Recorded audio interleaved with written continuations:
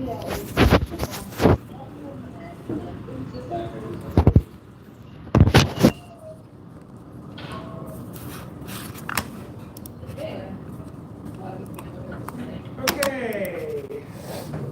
Whoa.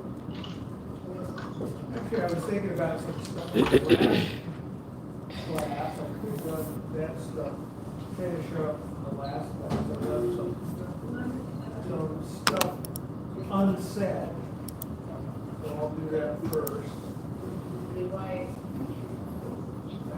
You need to mute their phone.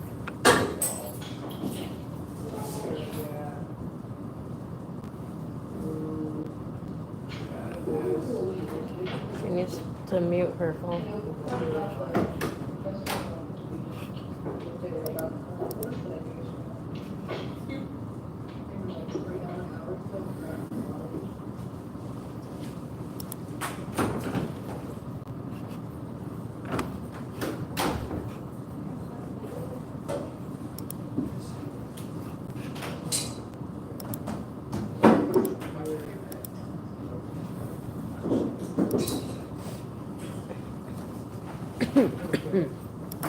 So let me do that.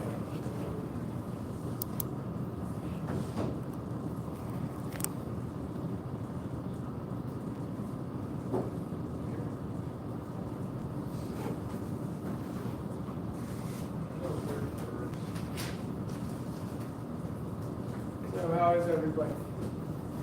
I don't have COVID. What am I sitting way back there? I have to kind of yell at it. Come on. I'm in the middle. When my mother used to take us to church, she'd always walk us all the way down to the first row. Oh my God. Oh my gosh. So, I wanted to, before I jump into the next lecture, I wanted to finish up a couple of concepts. And I'm thinking about giving you guys some more resources. I've got tons of resources. I really recommend just taking some time and going through the resources that I've posted on the library. Not every one of them are going to use in class. But some of them, there you might find it, hey, I want to keep this and then download it, to a flash drive or to keep it. Because it's just really interesting stuff. And so one of the things I wanted to talk about are these internet exchange points. They call them IXPs. And they're all over the world. This is how our data moves. It's through these internet exchange points. So they're usually owned and managed independently. They don't belong to, say, Verizon or AT&T, managed, or your internet service providers. They're kind of like standalone models. And in some countries where they're set up, the country has established a company to run it. Sometimes they're run by an international organization, sometimes they're directly controlled by government. Right? So you have some are done by research agencies. In a lot of countries, universities run them, which is kind of cool. So you have a lot of different organizations that run them. They're supposed to be not-for-profit entities, right? A lot of them are run by NGOs. So you have like, this is, give you an idea, this is kind of where they are. The internet exchange book. Now here's, so you know how this works, right? So you guys send an email. Right?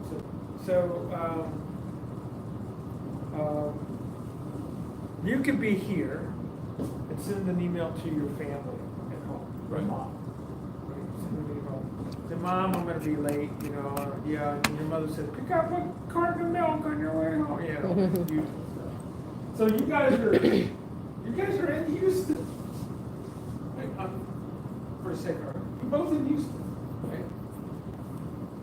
Across town. So you think, intuitively, you think the message goes like from here through your Wi-Fi connection, goes to the internet service provider, and then some internet exchange point somewhere here in Houston to your mom. Makes sense.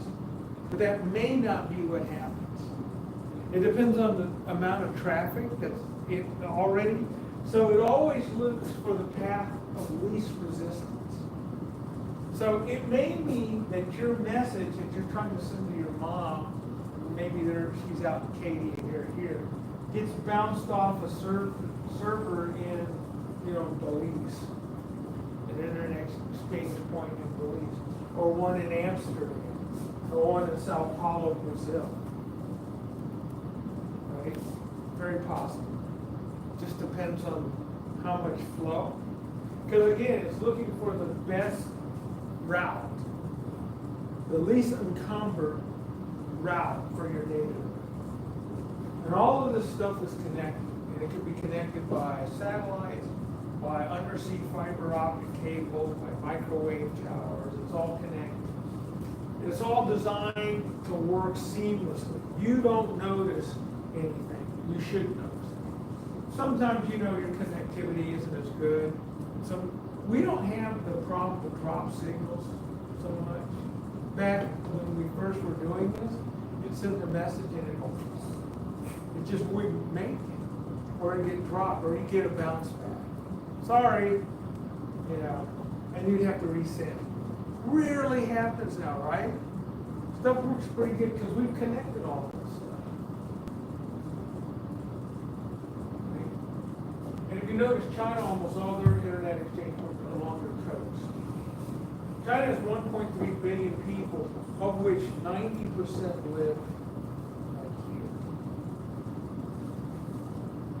Nobody lives out there. Uyghurs are out there, there's Tibet, right? Very sparsely populated out here. Notice Africa. Do you see much in the Sahara Desert? It's all West Africa, parts of East, Southeast Africa, and along the Mediterranean coast. There's nothing except sand. So, gives you some idea. Now, like I said, all this stuff moves around. And the countries where these internet exchange points are, kind of the deal worked out, and we'll talk about this organization. So I can try to remember the acronyms, the internet, something I believe. Somebody can look this up real quick. I can. ICA.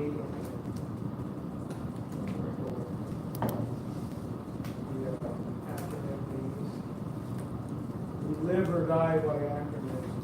Internet Corporation for assigned names and Okay, that's it. So when you want to register a domain name, that's who you go to. Right? So they manage the domain name system, DNS. So you do a DNS query, right? You put in your URL, you do a DNS query, it goes to the server and says, excuse me, you know what this is? And the server says, I don't know. They send it back to you. Then your system says, okay, I'm going to send it to another. And you have top-level domains, right? And so it finds all this stuff and then assigns your message to that domain. And then keeping track of all the domain names is kind of their job. Now this used to be based, I think it was in California for years. It was connected to all that stuff I just showed you. And then there was all this grousing, you like that word, grousing? There's all this grousing about, well, the Americans are controlling this. We don't want the Americans. So, okay, so what we did is this was a non-governmental, not-for-profit corporation, a charter. We have them. They're sometimes called parastatals. That's what it was. So then we said, okay. We will create an international entity to do the same thing. And it won't technically be American. Everybody was comfortable with that. So that's kind of what it does now. So, you know, you can think about, oh, there it was. Internet Corporation will assign names and numbers, right? Helps coordinate the Internet Assigned Numbers Authority under it, which provide key technical services, right? So they coordinate the assignments of technical protocol parameters, including the management of addresses and routing, right? It's called Address and Routing Parameter Area, ARPA.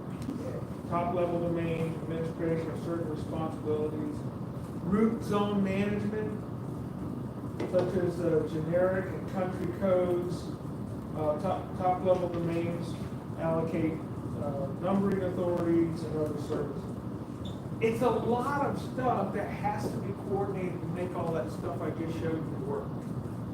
And it's like a catalog system. Once you go in a library, as you guys probably way too young, they had what's called a Dewey Decimal System back in the old days in libraries to keep catalog books. So you could look under a title or subject.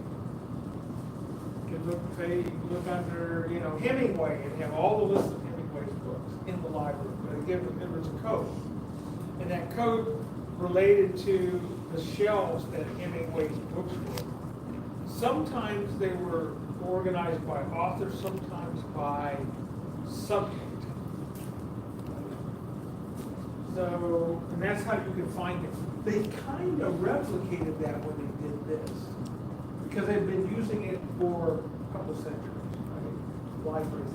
So they came up with, okay, we need to figure out how to tag domains and information by subject, so you can find it, so your computer can find it. When you do a query, right? Send out a request, you get a GET request. I want to get this information back. So that's what they do. You can go to their website and put a link there, kind of figure out what their policies are. There's a couple of other governance things I wanted to touch on real quickly. And one is when you guys, when you download the new application, you usually have to say you agree to their terms and conditions. Sometimes those are called service level agreements, SLAs, or terms and conditions, so you have to kind of agree to it. And nobody reads them. And sometimes they can be, so my wife was saying, she got an update on Microsoft terms of service for something she was doing, because she has 365, right? And she's got a business account. It was 56 pages. I said, you know, what are you agreeing to? 56 pages, are you kidding me? This is nuts, right?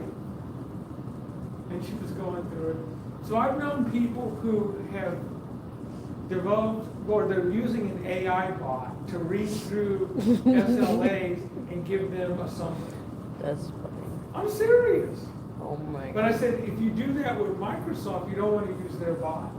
Well, yeah. Right? Duh. Because it could tell you what they want you to hear, right? So you want to use like Anthropics or you want to use another AI bot to read the Microsoft terms of service and then give you a summary. And you can even ask it, is there anything I should be concerned about in my list, right? What's my liability? Because it might tell me. So I'm going to try that out. Because usually, I actually do read these things. I mean, I skim through them and I look for certain keywords, right? But you can get AI to do that. You know? But the problem is, you read it, great. You can't change anything, so you have to accept it if you want to use it I anyway. know. You know? Except, There we go. see, in this country, you kind of have to accept it. Yeah. But if you establish, and I'm seriously considering doing this, so Estonia allows you to have e-residency, where you don't actually have to be in Estonia. You can just create a digital presence there. So then you're covered under EU regulations. So if you have a website, or if you have an email address under their e-residency regulations, you're covered under the GDPR and the EU regulations. So under their regulations, if you don't want to agree to the terms and conditions, you can opt out but still get the service. That's cool. Yeah, that's why in that way the Europeans are ahead of us. You know, we're kind of stuck over here. So there's a lot of controversy about how much the government should assert regulatory authority over these service level agreements, right? Should we have the same kind of opt-out provision that the Europeans have? I mean, I'm really in favor of that, to give the consumer more protection, right? But it's hard because the tech companies are very powerful and they have very powerful lobbying. And they've kept our legislators from regulating and developing, you know, those types of consumer-friendly protections. But, and it's part of it's our fault because we haven't made this issue. I mean, he really hasn't, you know, like, And also, they're just technologically illiterate, like completely. a lot of people are. Yeah, like most of Congress, I would say. Yeah, okay, so this is gonna, to be, how should I say this? I'm gonna be a little indelicate right now, but Congress, they allow the lobbyists to write most of their legislation. Very rarely do congressmen even know the legislation they vote. They allow lobbyists, groups to write the legislation and say, here it is, and then give them a little summary, right? Now, sometimes, before the legislation is passed, they'll invite people in they'll have hearings, and sometimes consumer groups and other advocates come in and say, hey, you know, are you sure you want to vote on this thing? These are the problems we have. That's kind of a robust sort of process where they hear all sides. But a lot of legislation is voted on without hearings. And really what they're voting on is what the lobbyists say they want. I mean, that's really how it works. I guess I'm not supposed to say that, but that's the reality of it. Yeah, that's what. Our generation, I feel like a lot of people are very anti-money in government. Like, Yeah. but I feel like older generations don't even like think about that. Well, you know, I would take it another step further. I think you guys, your generation, needs to get hyperactive in government, especially legislature. You guys should run people, Gen Zers should be running for office with support from other Gen Zers, because you guys are technically literate. A lot of the folks that are in office now, they've been in office for 20, 30, whatever. And even if they're well-meaning, they're technically illiterate. They really don't know. So I think it's time for, and there's some Gen Zers out there who become very active on this and are saying, hey, look, it's time to get our folks elected to office. Now, a lot of times they're running for like state offices or you have to kind of work your way up to Congress, but that are tech savvy and understand what this is going on. And then there are some, to be fair, there are some legislators at the national level who have made themselves tech savvy. They've brought in good staffers, they've gone to seminars, they read stuff, they want to know about it, they're learning about it. And in fact, I was reading an article from one of them that you know, he was asked to vote on a piece of legislation, so he took it home with him for the weekend.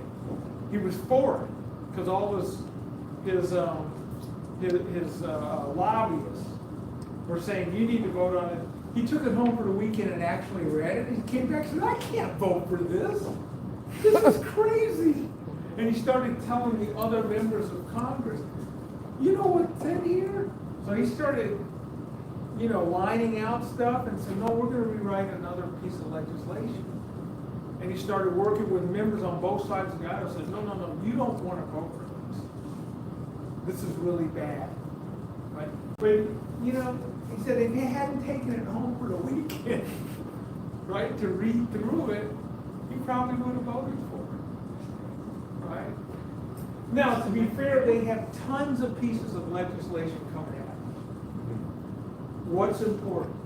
What can I trust my staff to say, hey, we should support this? What should I trust these lobbyists who've gotten to know? I think, well, they're not bad people. Yeah, well, maybe it's not a question of good or bad. Whose interest is being served? Right? So there's a lot of that. So ICANN's governance supposedly is bottom up from the grassroots. It's consensus. It's based on consensus. And I like this idea. It's a so there's some resources. It'll be posted. You guys can go and look at those resources. I know it's a lot of stuff. But I think it's good to know what's going on. What's the debate? What are the different sides? Because it's not just a two-side. It's a multi-stakeholder. Everybody's got their issues and wants some sort of control. To me, the miracle is that it works at all. As contentious as people can be. Are you kidding me? But it does work really good. I don't know if you guys use some open source stuff. Because it's kind of cool.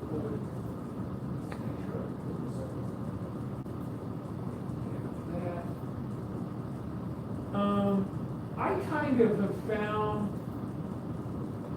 I don't know if I told you about the Internet Governance Forum, IGF. Go online, go to UN-IGF, and you can go to either the Best Practices Forum, BPF, or the MAD, Multi-Stakeholder Advisory. And then there's a whole youth group too.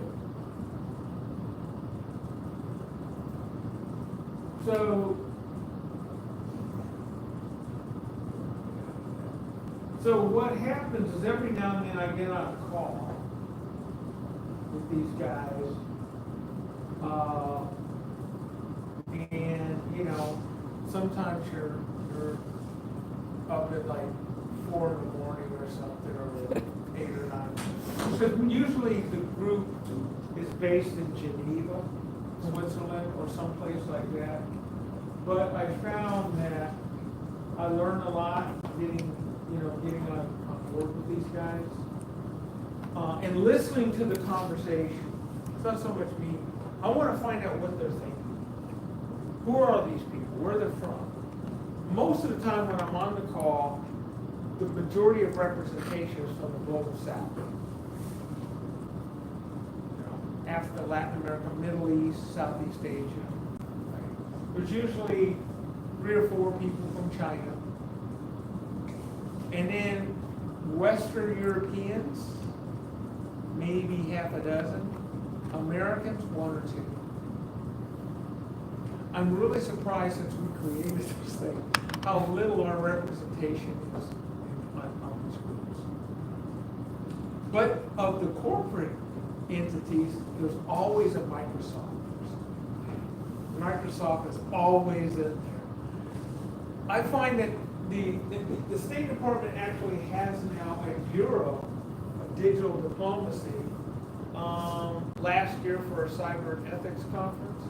Wait. Yeah. Why do you think that is? Is it because they don't want to show that America's I don't know. I think there there's or a feeling, something? I think there's a feeling that the United States is controlling everything? we're maybe overrepresented in the technology and the tech field already on the commercial side. you know, where all our tech companies kind Yeah. of run the thing.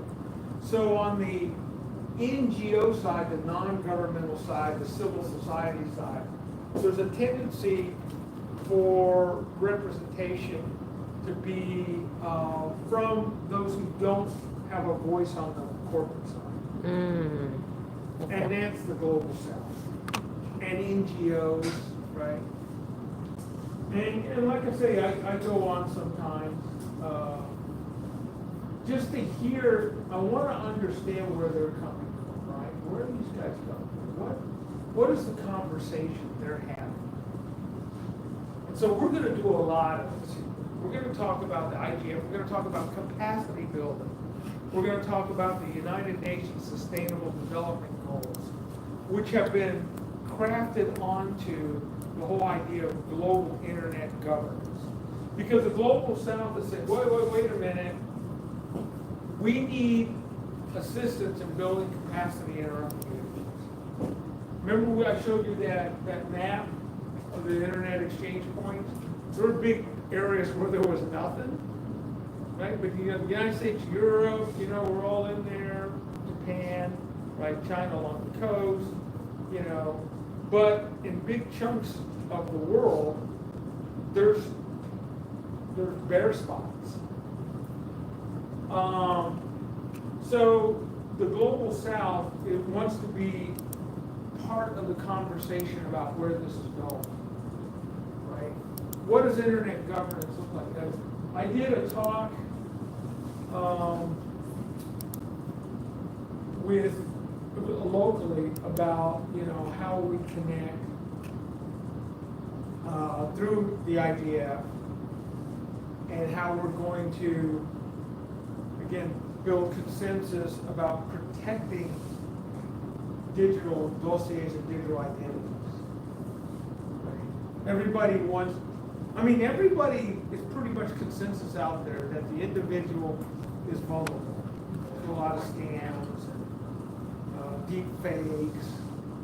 This deep fake thing is getting weird. I heard that Extant now has some application that will actually help you make deep fakes. They just, you know, launched it like last week or something, or earlier in the week. And everybody said, no, wait a minute. They went back to their service level agreements and said, there's a problem here. You guys are supposed to against us. Why do you? Oh, well, they said it's only going to be for like entertainment purposes. And the lawyers are already lining up saying, if you take my client's image without their consent, and you do something that damages their reputation, we're going to sue. But X is saying, well, wait a minute, we would be protected under this idea that the law gives broad protections for satire. Right? So the question is, how are they going to let people know that deep fake? Are they going to put a watermark on it? Are they going to put a disclaimer that this is satirical and not real?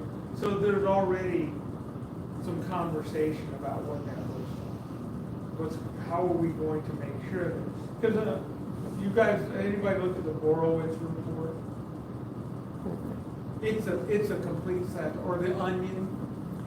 Yeah, it's all satirical, right? And then in France they had Charlie Hebdo, which was a magazine. So the law has always, for a long time, recognized satire as being outside of the realm of civil litigation, right? It's covered under free speech. Satire is always covered under free speech.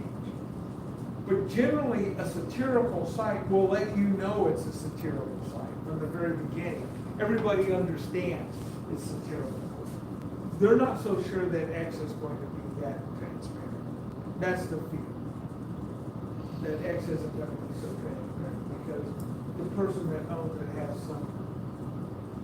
has a history of not being transparent. So now we're talking about law and jurisdiction. I wanted to talk a little bit about governance is always structured within a framework of law. and regulation and jurisdictions. Like I mentioned, the EU has a completely different way of looking at the internet than the US. Mm-hmm. A lot more consumer protections are built into the way the EU regulates. In fact, Google, Microsoft, all of our big tech companies, Apple, they've all been sued by the EU and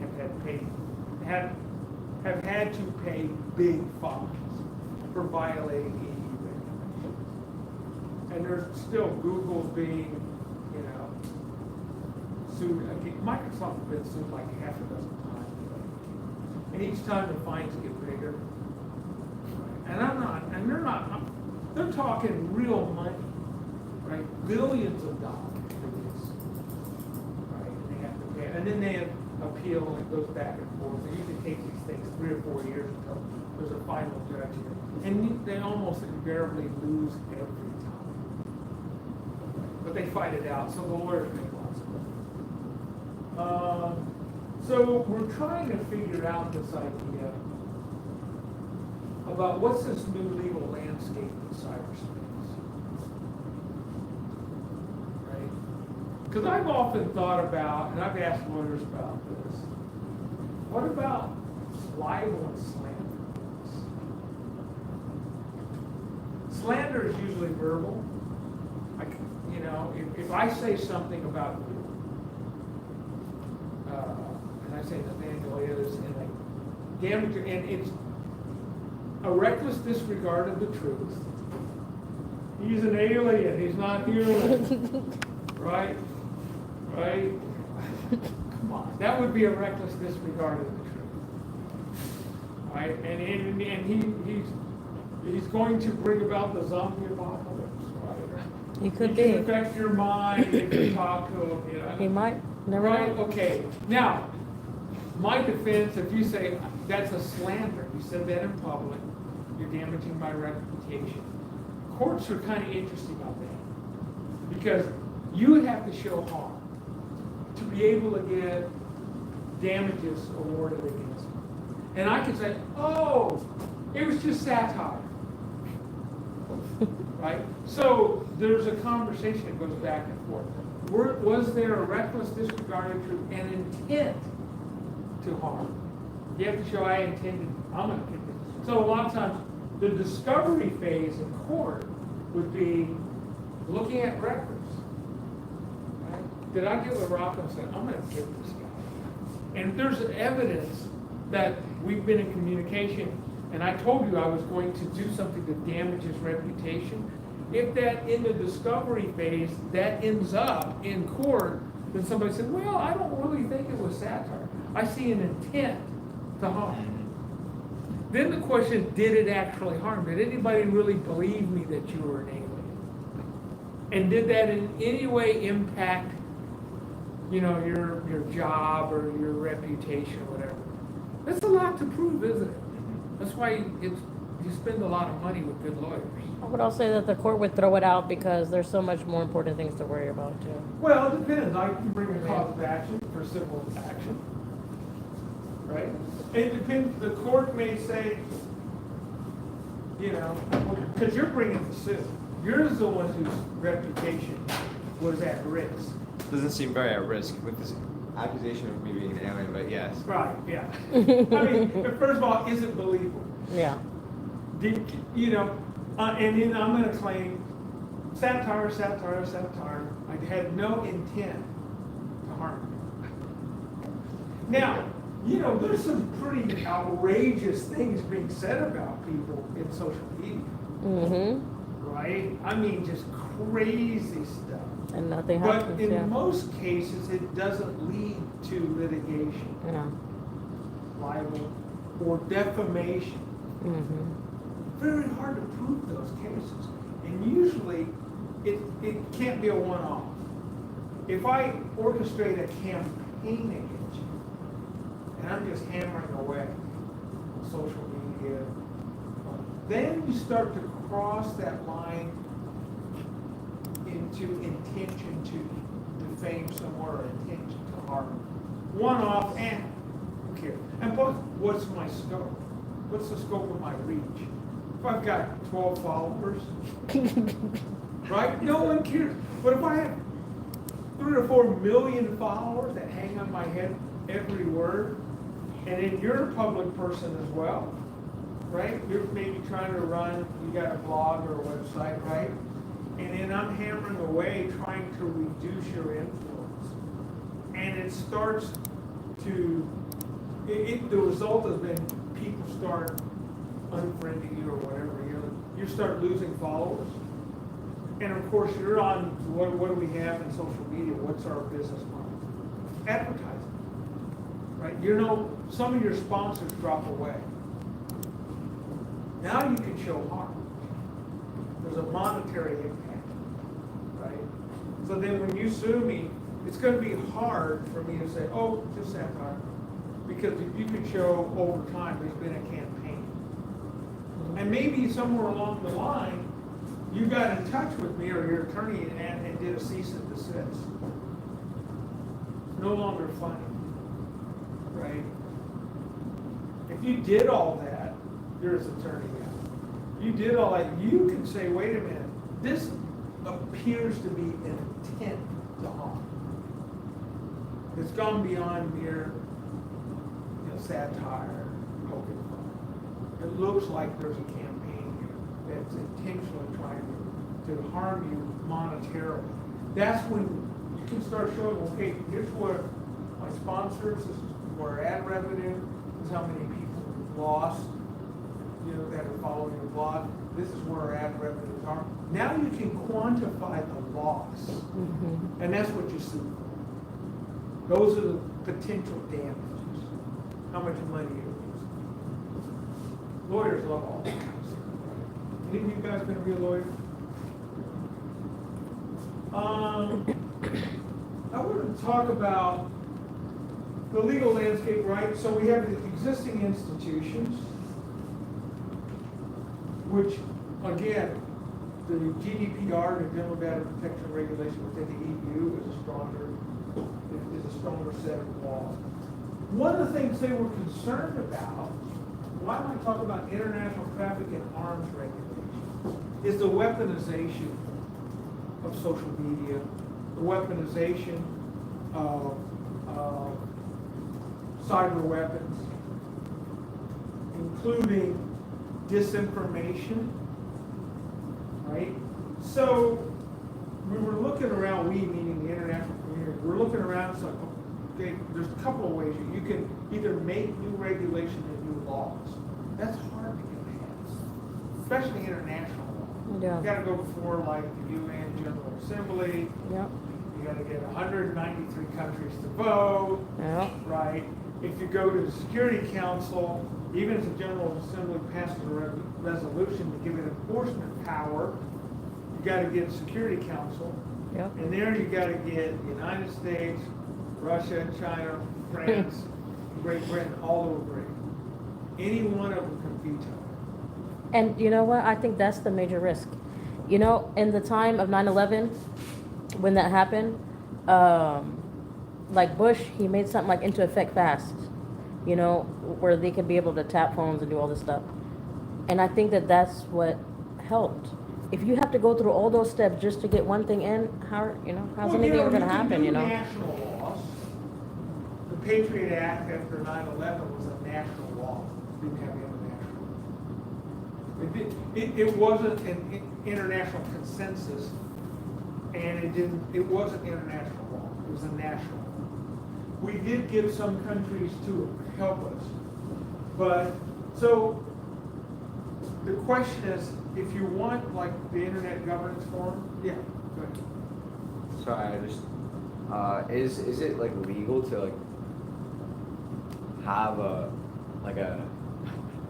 cyber weapon of mass destruction like on your own? Like, is that legal? Like to just have it, or do you have to do it? Right. And So that's it's also really- nuclear weapons. Like A lot of countries have yeah. nuclear weapons, but they It have. takes out of power of like San Francisco. Yeah. This is where they're going to this. International traffic and arms regulation. So they're taking an existing law that covers weapons of mass destruction, and they want to try to glom that on to cyber weapons. They're trying to say cyber weapons can have a kinetic effect that are equal in some ways to weapons of mass destruction. That's the argument. And therefore, we should use this vehicle to control those cyber weapons. This is an argument. Hasn't actually happened yet. We've been talking about it, we talk a lot.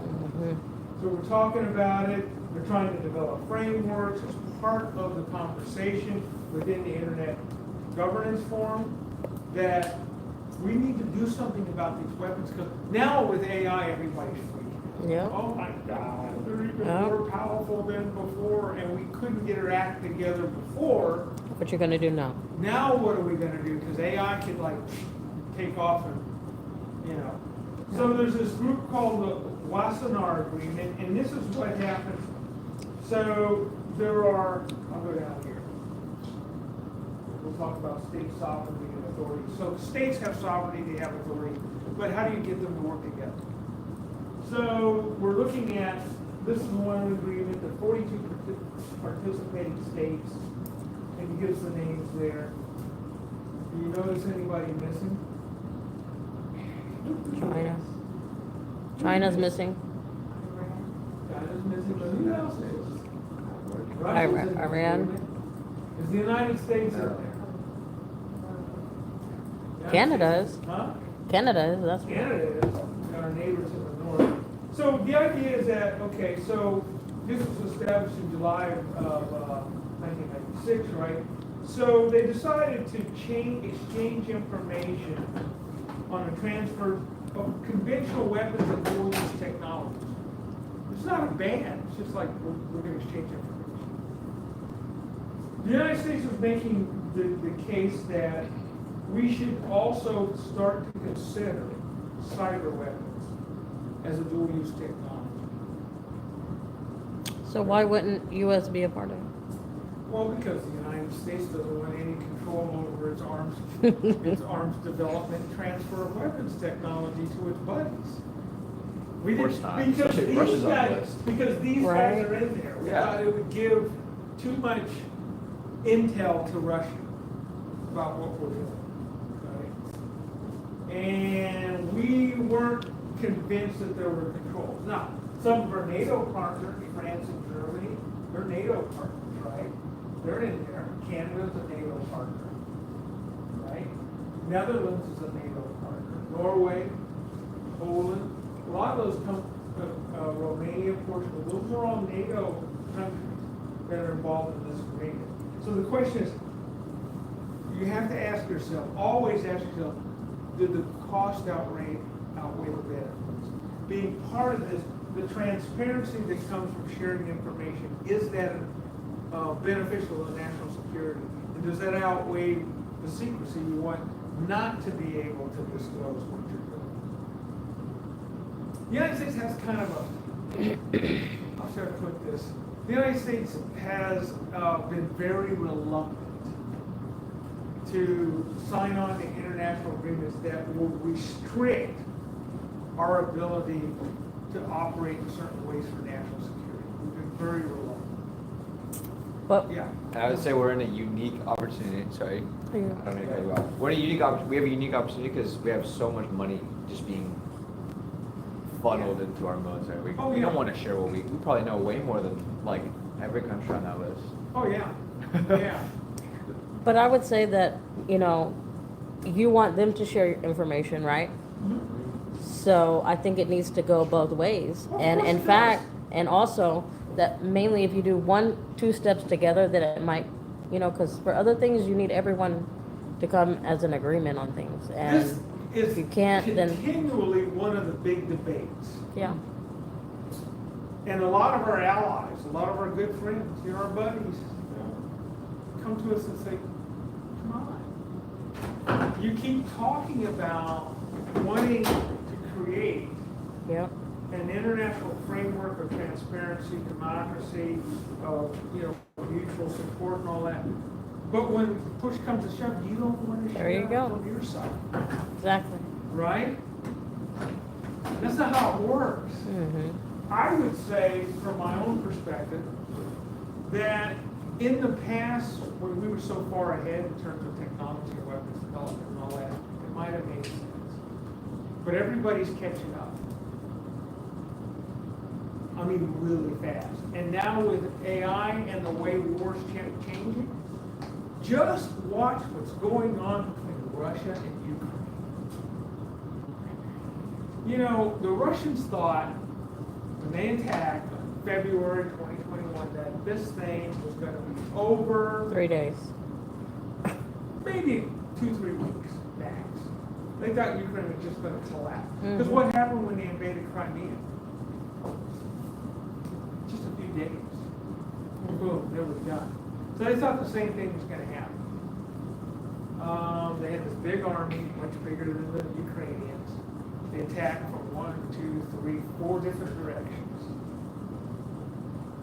They just thought the Ukrainians were just going to fold. Nope, we're out of here. And they thought the Ukrainian government in Kyiv, Zelensky and all the guys would get on a train and go to Poland, be a government in exile.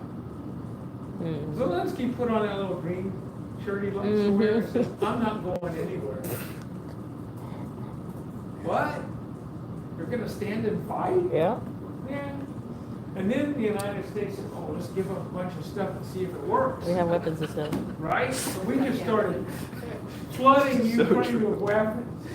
The Brits started, because NATO said, okay, let's give them all this stuff and see how well it works.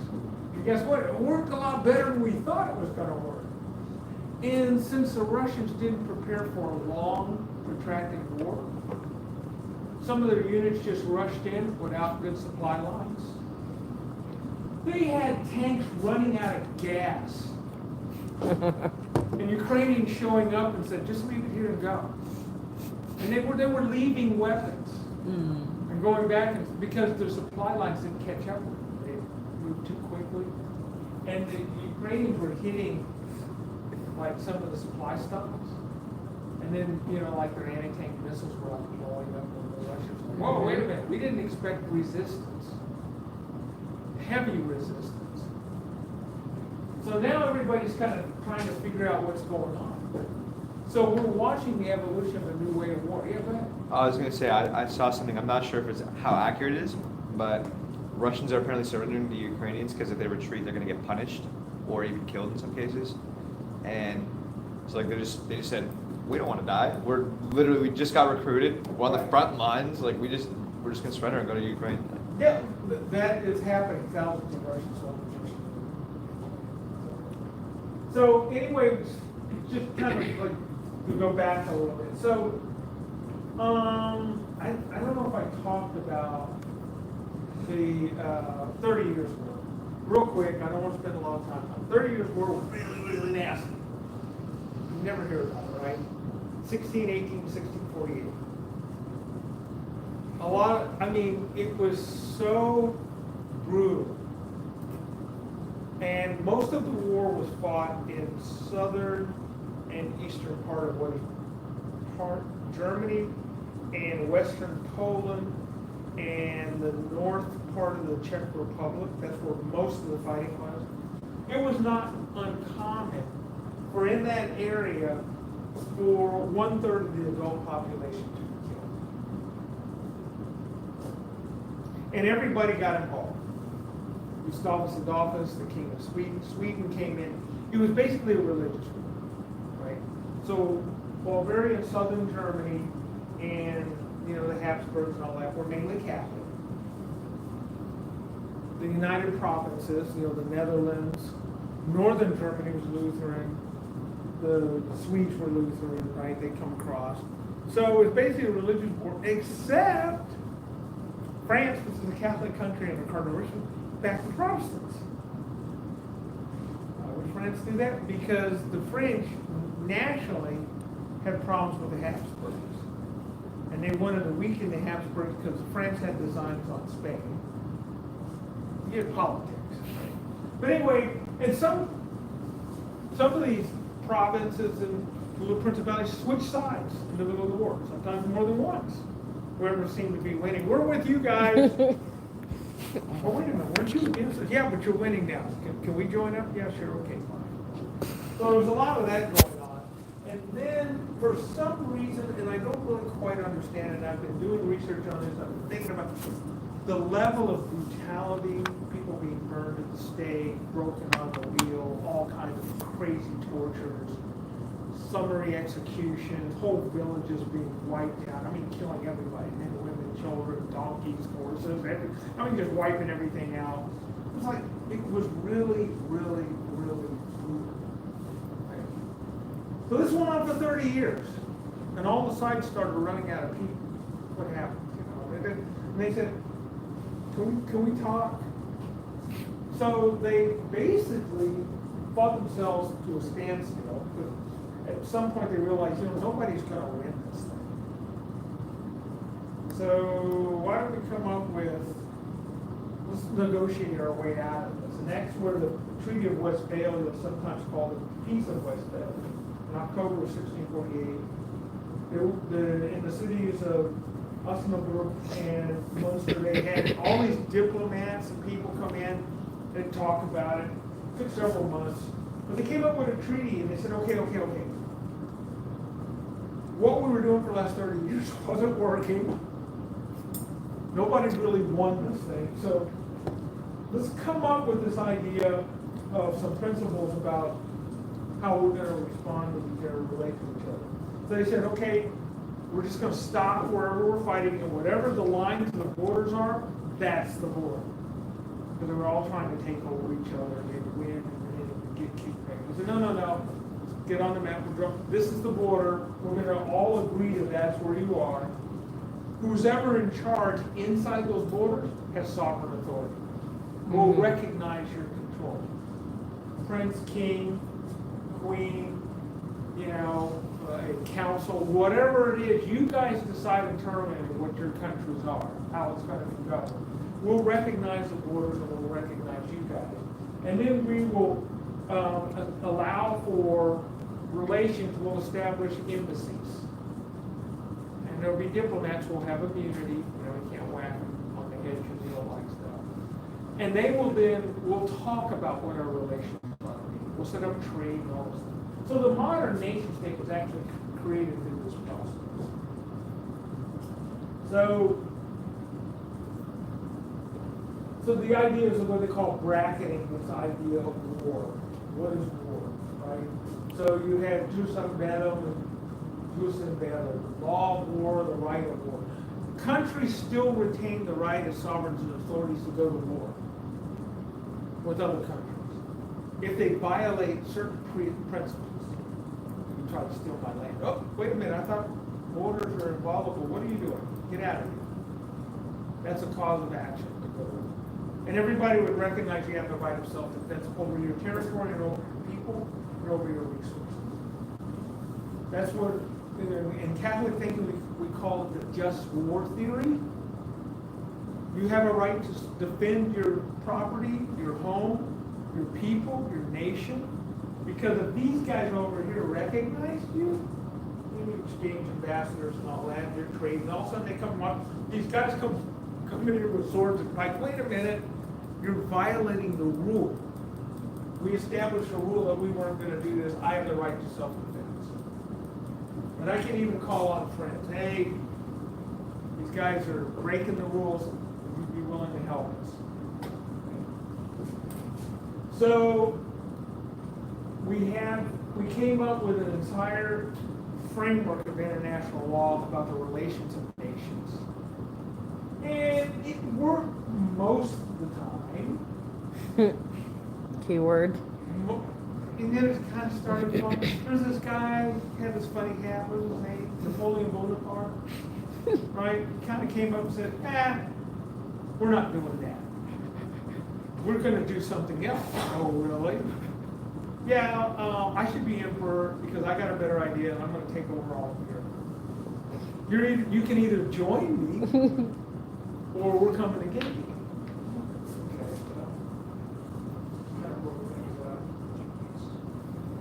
So, this is my crazy history, right? Did you ever see that show, Drunk History? Did you ever watch that? I've heard of it. Yeah, it was big about 10 years ago. class certain, and they would talk about history. It was really, they weren't really drunk, it was all put on, but it was really fun. So I like to do this sort of crazy history, like fast forward. We had Europeans never, for whatever reason, they were never comfortable with the land they always had. They always coveted somebody else. And so there was a lot of little, even after 1648, after everybody signed it, they continued to fight. You know, there was the 7 Years' War between England and France, and then you had Napoleon going to do his thing. There was all kinds of little war of Austrian succession, all kinds of wars. Europeans were fighting each other over. There was the Franco-Prussian War, then the biggie, World War I. Yeah. How many millions? 20 million people? Something like that. Right? And that was World War because all these countries in Europe had colonies, so they're bringing up these people. Can you imagine that? You know, you're in some colony somewhere. It's like, what do you mean I'm going to Europe to fight? Right? It's cold up there. It's, you know, this is sub-Saharan Africa. I don't want to go in trenches. It's like, well, you know, you're a colony. You got to go fight for the mother. So we had this going on, and even after World War I, there were little, you know, wars within colonies. And then, of course, the other big one, World War II. So after World War II, everybody said, that's it. We're going to come up with a new set of international laws. The United Nations, the Universal Declaration of Human Rights. This is all, you know, we create a new framework, an architecture, international relations. Instead of war, we're going to talk about it. We're going to have the General Assembly and the Security Council. We'll get together, and whenever there's been a violation of some treaty or sovereignty or something, we're going to talk about it, and we're going to look at the rules and say, you know, we have the International Court of Justice bring a case. They'll make a recommendation, a ruling. If you still don't abide by the ruling, then you can appeal to the Security Council for enforcement action. And can you think of a couple times where the UN actually enforced, used authorized military force? To think of right off the bat, the first enforcement action was against North Korea. When North Korea invaded South Korea in 1950, the UN Security Council Resolution 82, 83, 84, 85, 40 UN resolution, basically said North Korea had broken the peace by an invasion of South Korea. They did so without justification. Now, the only reason the Security Council was able to pass 4 resolutions is that the Russians walked out. They got upset about something. They got upset and they walked out. And so the United States said, quick, they're gone, vote. So they voted these 4 resolutions. And when the Russians came back, what? Wait a minute, well, the United Nations had just ruled that North Korea had committed a breach of peace. Then they went so far as they authorized the United States to lead the United Nations Command to restore order in North Korea. So to this day, in South Korea, if you go to there's a United Nations Command headquarters with a UN flag out. So the commanding general of the United States Forces Korea is also commander of the United Nations Command. And you have little offices, you know, there's like a couple of French guys over here, there's Brits over there, Canadians, and Australians. So their countries are represented as part of the United Nations. So whenever you hear Kim Jong-un say, I'm going to nuke South Korea, I'm going to do all this, somebody ought to, excuse me, Kim, do you realize you will be going to war with the entire United Nations? Then all those countries who fought in 1950 would be obliged to send troops to fight again. And Canada, New Zealand, Ethiopia had one of the largest contingents. Greece, Turkey. So when they say all that, we just don't worry about it? They talk? Well, you know, yeah, I mean, you can't ignore it, but it's kind of like, yeah, okay. Isn't it true that like the missile technology, the capability is so poor that like any standard missile defense system that we can install themselves? But they have a lot of them. They have a lot They of them, they really. try to overwhelm you. Oh, okay. That's their plan. You know, so. What are we doing about that? Right? Well, we're putting a bunch of missiles in South Korea and Guam and Japan. And the South Koreans are developing their own missile defense system as well. So, the Japanese are. So let's fast forward, get through all that stuff. So that's kinetic warfare. We understand kinetic warfare. I bomb you, it's war. Yeah. What happens if you launch a cyber attack? Right? Where does international law? We'll talk about the Tallinn Manual and all that, but the question is this an act of war? When is an act of war an act of war? Right? When is an attack, right?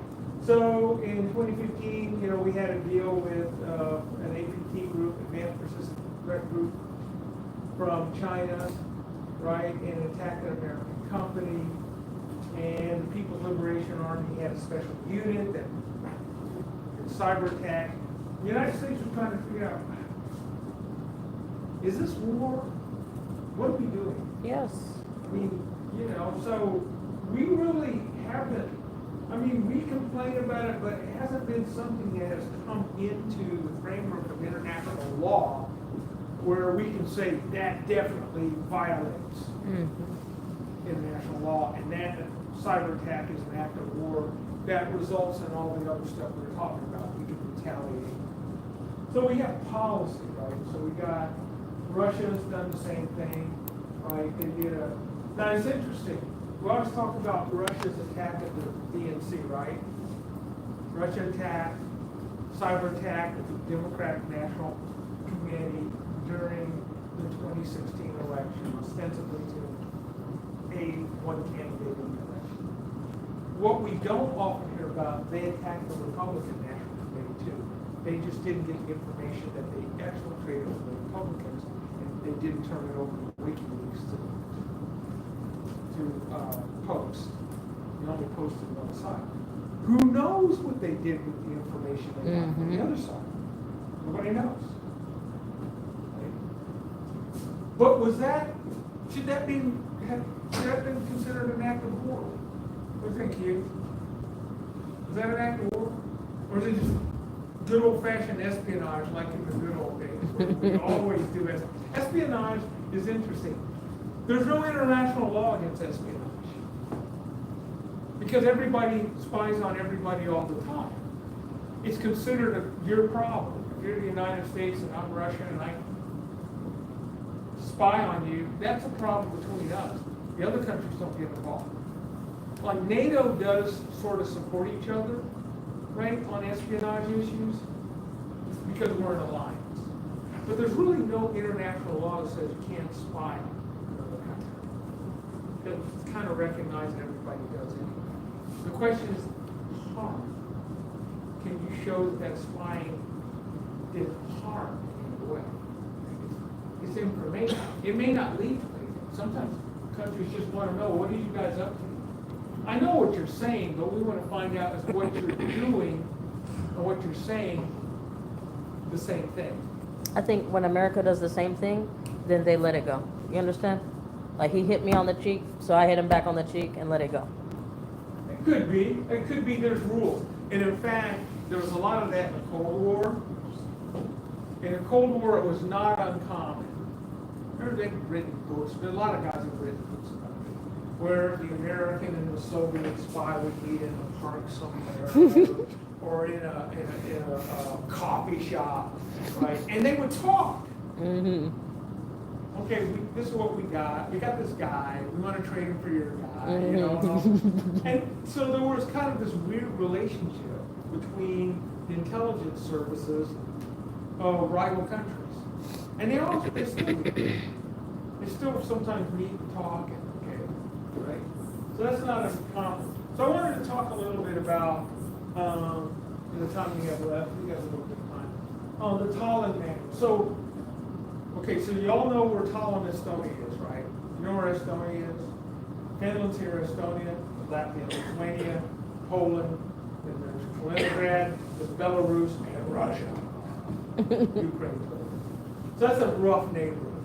And people have been slaughtering each other over there for centuries, right? This is kind of what they do. But in, I think it was 2007, Russia made an attack against Estonia. Cyber attack. And the Estonia, being a member of NATO, they really didn't have any defenses, and they kind of like, wait a minute, what was that? They go to the United States and they just attacked us. We said, right? Well, yeah. We got to think about it. What was that? So a bunch of legal scholars got together from the NATO countries, sat down and said, okay, let's look at the body of international law that we have now and try to figure out what was that. Is that a violation of international law? Is it an act of war? Was it an act of war? If it is, what should we do about it? Do we have proportional retaliatory response? Cyber attack them, cyber attack us, you know? How do we? So it's in your reading, the Tallinn manual. The funny thing is that they said the internet can be considered sovereign territory by any country.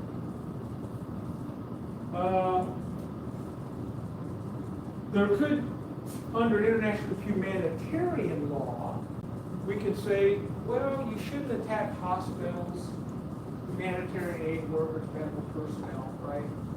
There are certain things you shouldn't attack. And they would be protected by international humanitarian. Right? So, states have a right to exercise control and impose restrictions on internet service providers and their personnel. That really wasn't a big issue. They came out and saying, unless somebody dies, unless a cyber attack has a kinetic effect, kill lots of people, it's really not an act of war under the current definition of war.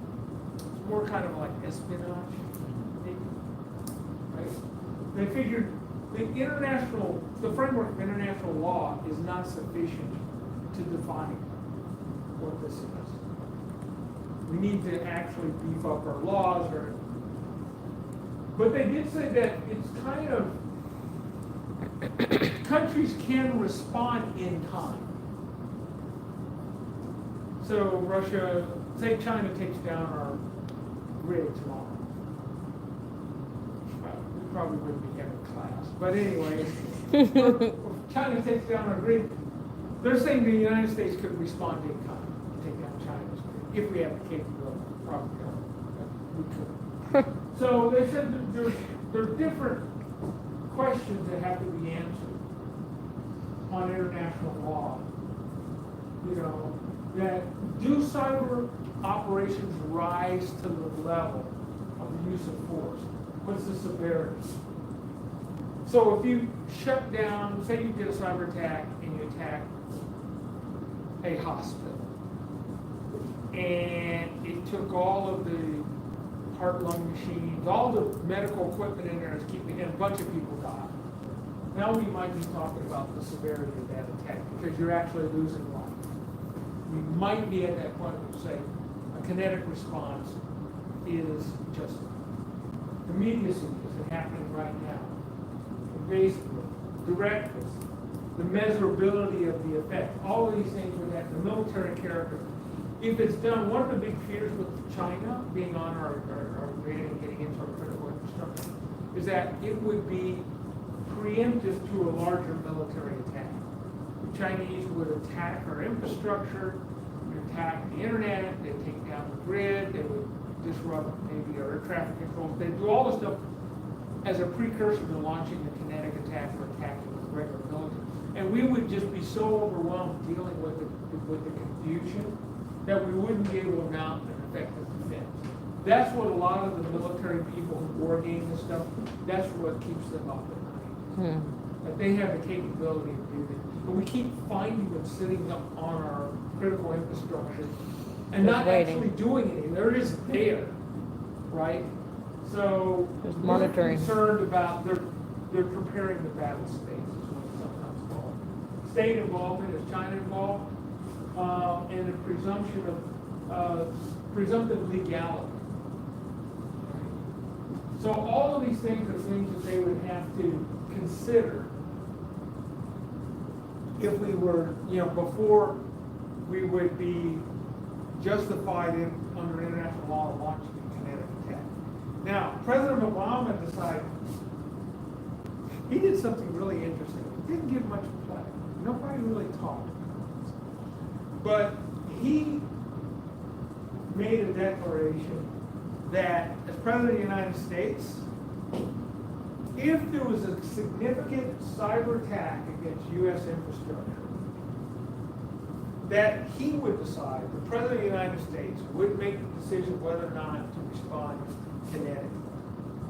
He said the United States would look at a major attack against our critical infrastructure as warranting a kinetic response.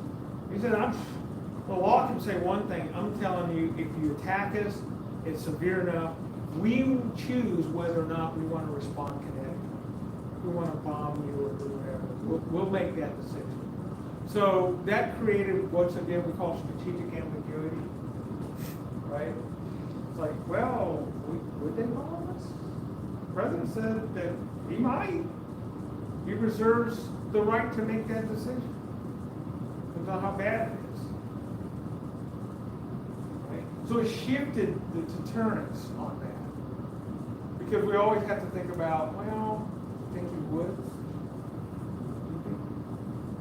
Probably killed Osama bin Laden, right? Yeah, he probably would. But if you're an adversary, you don't know. Is it worth the risk? Take a chance on it. And then we don't know, we meaning people in this room, American citizens, we don't know what kind of capability we have inside our own cyber offensive capability. We don't know. We don't really talk about what we're doing. The Chinese complain, oh, you guys are doing it too.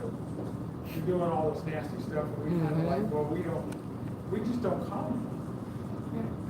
We're just not going to comment. That's kind of a U.S. position that we don't. I'm going to just start a little bit about Stuxnet, and we'll pick it up a little bit. So I got to tell you this story. So my wife and I were at World Affairs Conference. And a guy was talking about Iran's nuclear program. This is before Stuxnet happened. Stuxnet in 2010. This was maybe 2 years before 2008, 2007. Iran was starting to build gas centrifuges. And they kept saying, no, we're not going to make a bomb. We're doing this for nuclear energy. And he said, well, the kind of centrifuges they have and the number of them and the level that they're enriching uranium, okay, there's a point beyond which you don't need to enrich uranium that much for commercial electricity production, right? When you start enriching it beyond that, it's like, I think you guys are up to something. But the Iranians said, not us. Nope, never.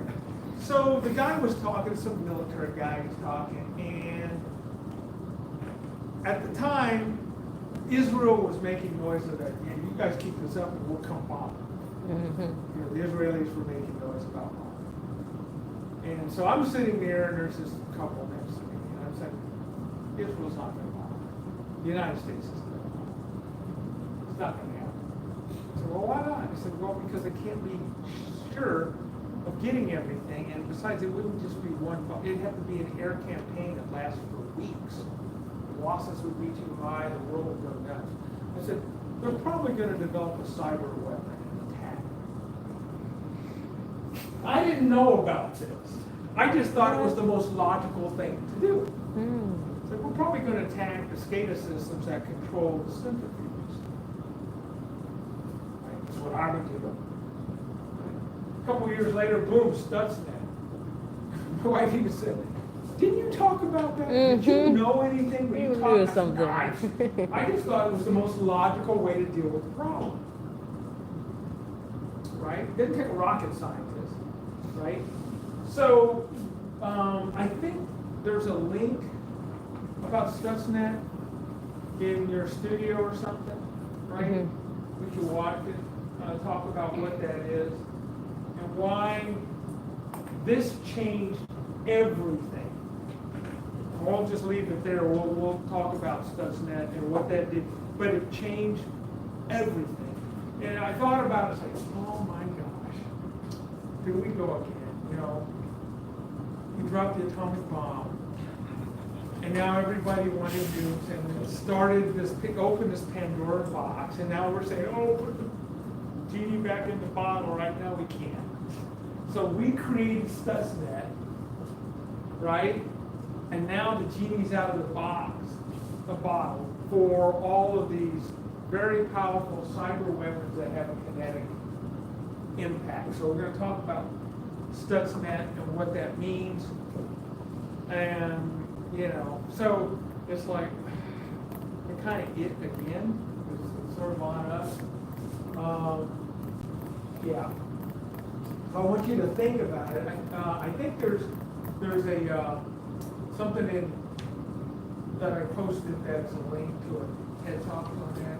If not, you can go online, just Google Stuxnet Researching and the TED Talk. There's a German guy who talks about it. But whatever, there's a lot of different things that talks about it. But we'll start the conversation. Actually, it won't be till Wednesday. Because Monday we're off, right? Yeah, Monday's Labor Day. So you guys go out and have a barbecue. You know what they do all day. Labor Day is barbecue day in America, right? We go have a barbecue. That's what you're supposed to do on Labor Day, eat barbecue. You know, cook outside, get that fire going, have some friends over, you know, that kind of stuff.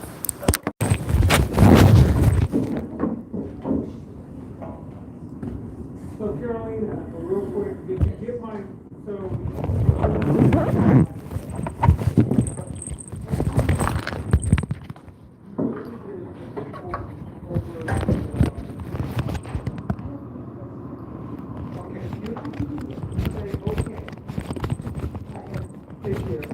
So the internship